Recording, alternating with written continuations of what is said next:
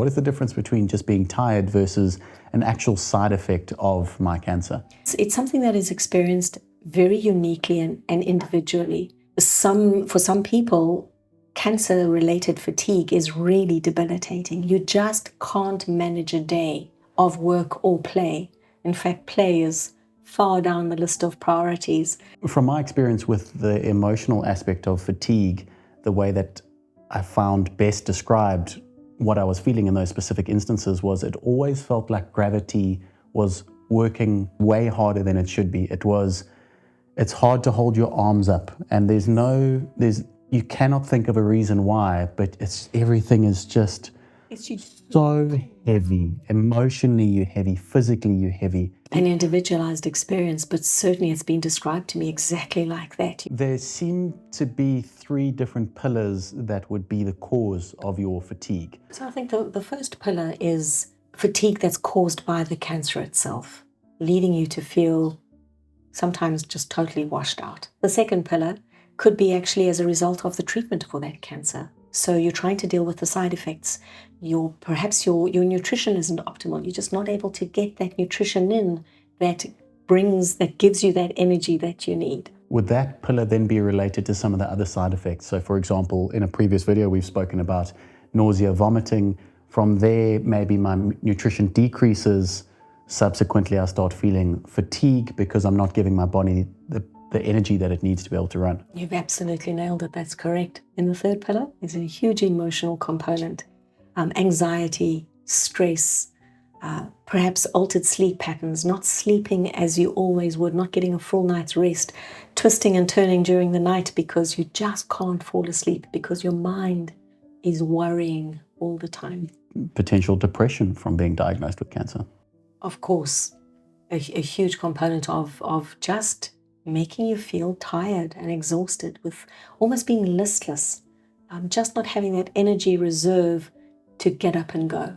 How would we manage this fatigue? What is the best way for us to be able to work through the fatigue so that we remain productive, we remain on top of it, we stay ahead of it, and we try and manage it as best as possible?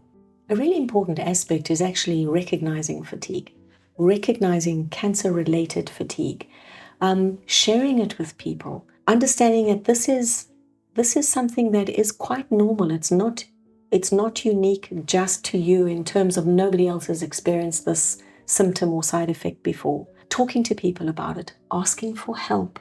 It's such a difficult thing to do. There's a beautiful saying that says, "What is the bravest thing I've done today? I asked for help." And so often just reaching out to trusted family members, to friends, saying, "Please help. Could you help with preparing some meals for me? Could you help with the housework? Could you help with fetching kids from school?" There are different ways, very practical ways of being able to manage your activities, plan out your activities throughout the day, so that when you are feeling a little bit stronger, a little bit more energetic, use that time, knowing that you need to have a time of rest, of being a little quieter, of just regrouping yourself, pulling yourself together, or pulling yourself towards yourself again to be able to continue for the rest of the day. You spoke about diarizing events and diarizing your day. Is that to make sure that you give yourself specific timelines to achieve those tasks? I know when you're feeling that gravity and that fatigue that we spoke about, it's so difficult, not just getting out of bed, but once you're out of bed, starting that next activity. Is it best to try and put a very specific timeline on tasks that need to be done in order for you to be able to follow through with it? I think sometimes that's a lot easier said than done. Yeah.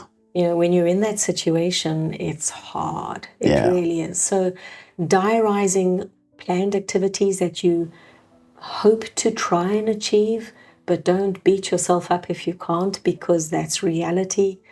Just be gentle with yourself. Be kind to yourself. I've had patients that have said, "I just want to sleep. Wake me up when it's all over. I don't want to know about this." And that's not very helpful for yourself, unfortunately. This is your lived reality. Try and plan activities through the day. Stick with those as best as possible, knowing that there are going to be many days that you cannot achieve what you plan to, and that's okay. Give yourself time to rest. Get to know what works for you personally. So perhaps taking a nap in the afternoon might help you, while other people, if they have a nap in the afternoon, feel dreadful when they wake up afterwards. So for those, the latter people, don't take a nap. It doesn't work for you. Try and look at your nutrition and really try and eat small meals frequently that are nutritious, that really have good value. For the times that you're feeling a little off color and just can't face the thought of eating anything, try and find that snack that you can tolerate, that's high energy, that will give you a little boost. Always remember your hydration. Bringing in fluids is always going to be an important part of keeping yourself as healthy physically as possible. Asking for help, very important. Taking the naps, if appropriate for you, at the intervals that is appropriate for you. Exercise. Even though you're tired, exercise is so important. And if exercise means sitting in a chair, moving your feet up and down, or if exercise for you means going to wash the dishes, or if it means walking around the block, it might not necessarily mean running 2 kilometers, which might not work for you and for most of us, come to think of it. So try and identify the cause of the fatigue if you can, in order to be able to manage the symptom at that point. So whether or not it be the first pillar of biological, whether it be emotional, whether it be a cause or a symptom of the treatment, as soon as you can identify that, you can start trying to make allowances to better manage the fatigue. Well, perhaps I can better illustrate that with an example. If your fatigue is caused by sleep disturbances, or altered sleep patterns, try and remember what used to always work for you. What time did you usually go to sleep at night? Did you usually go at 8 o'clock at night? Or were you perhaps more comfortable going to sleep at 10 o'clock? Try and stick to that pattern. Try and put yourself in quite a calming environment before going to bed. So perhaps big violent movies and whatnots and TV might not be ideal. Try, if it works for you, to listen to calming music or to have wonderful perfumes around. Deep breathing exercises always works. Perhaps a warm drink just before you go into bed at night might help, just getting you into that restful state.